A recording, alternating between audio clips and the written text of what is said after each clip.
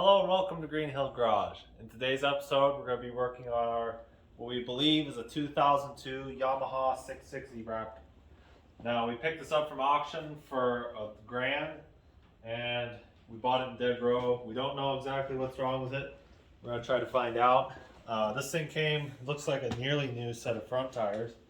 From what we can tell, it was purchased from a little town outside of us called Hotchkiss, Colorado. The guy had it for a long time. He's got some stickers on it here.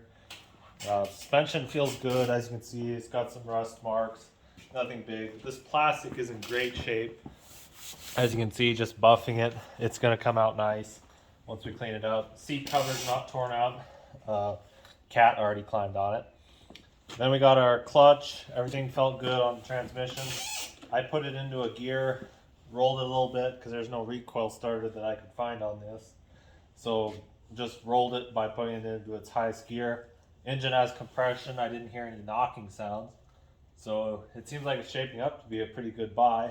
We're going to start by pulling the seat.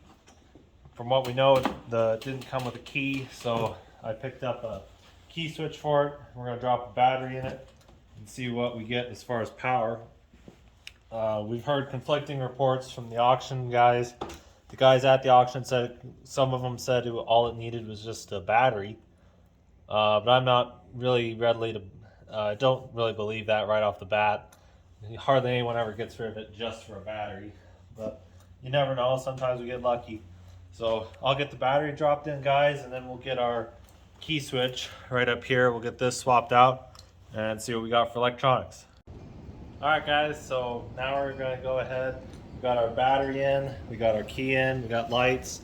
So I went ahead, I pulled out the spark plug. I figured if there was something in the engine we'd want to know. So now we're going to go ahead and turn it over and see if we have spark. Let's see if you can focus right there at the tip.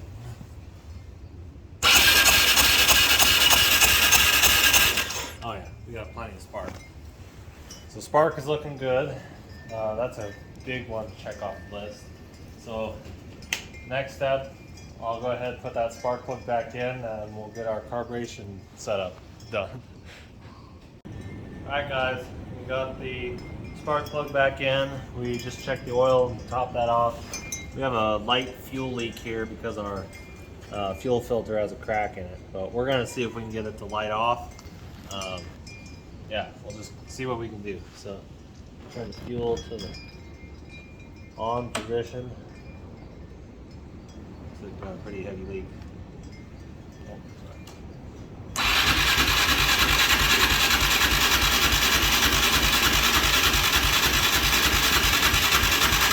Yo, we got something drain out of here. Oh. Alright, that leak's too big to ignore, so we'll have to figure out where that leak's coming from, guys, and come back to you once we get that figured out. Alright, sounds good. Alright guys, so since our last clip, we had to pull apart the carburetor, and I pulled it apart, and there was just so many seals and screws missing.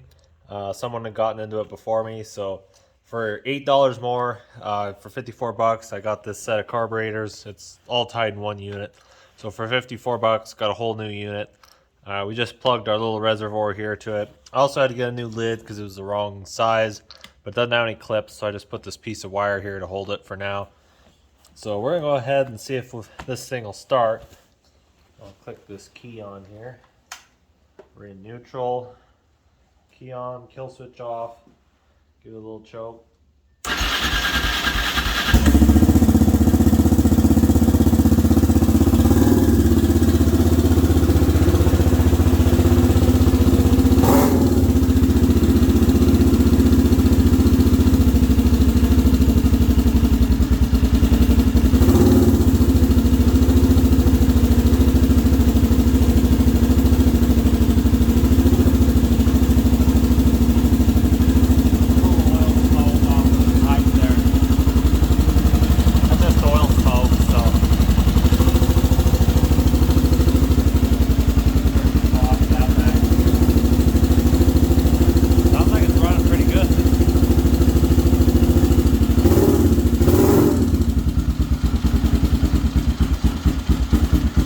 idle. It doesn't want quite idle.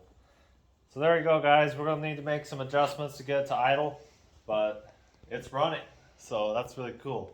So next thing we're gonna wait on, we're still waiting on our Petcock. Should come in the mail by tomorrow. So we'll get our fuel tank back on here and get all rigged up and ready to ride. Okay guys, we're ready. We've got our new Petcock. We're gonna take this off. It's really simple. A lot of these ATVs, they end up having a Petcock go bad. This one is no exception. Petcock has indeed gone bad. So we got a new one here. I got this from Caltrac. Really love them. They're a pretty good eBay seller. If you're on eBay and you're looking for parts, I recommend them. Not sponsored by them, but I just really like them. So shout out to them. So we're gonna pull out these two screws, lift this off. There's a rubber gasket, and then we'll just bolt on the new one. And now we have our new one. This one just clipped right in. As you can see, it's got a new gasket. Turns on, off. Here, let me. These new ones are always a little stiff. That's off. That's reserve, and that's on. So we'll leave it on off since we don't want fuel coming out anywhere. We'll go ahead and slap this in. I already got our new fuel filter that came with the kit mounted in here. So we're gonna go ahead, we'll slide this tank in first and figure out how long of a hose piece we need to cut off. We'll get it cut on and then we'll be ready to start bolting the tank in. All right guys, we got all the plastic put back together. Just a couple of screws that hold it to the frame, so nothing big. Got our fuel tank in, we got some fuel in it. We're gonna fire it up here, see how it drives. It's gonna be a big moment.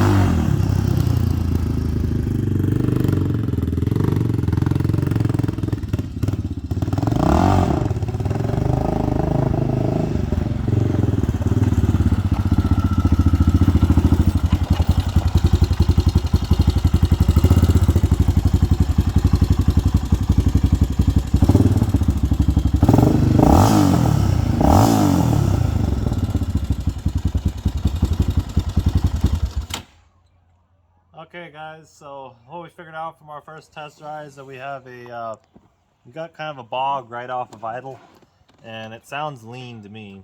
It's not, it's more of a pop kind of a bog. So I'm guessing we're lean right off of idle. We got great power at the top end, so our main jets are right where they should be, but our pilots are a little too small or they're clogged. So we're gonna have to pull that carburetor, I think, and readjust those pilots, but we're gonna pull this in, guys.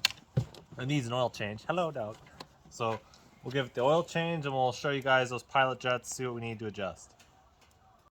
Alright guys, so we got fresh oil in it. We're still not sure about the carburetor, but it dawned on me this thing has an aftermarket exhaust, So the carburetor we bought was meant for a stock Raptor 660, and it's probably a little bit lean on the pilots because of that exhaust.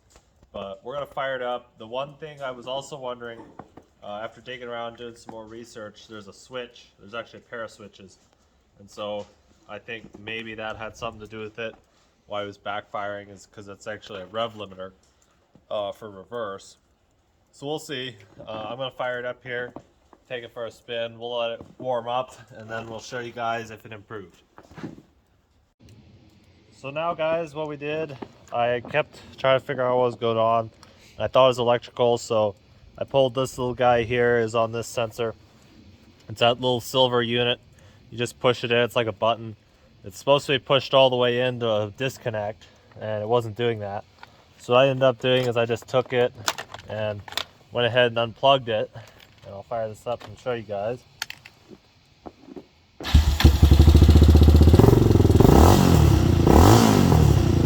we don't have that backfire anymore. So I think that fixed it. I'm going to see if it's, we'll hop on here and see if it works.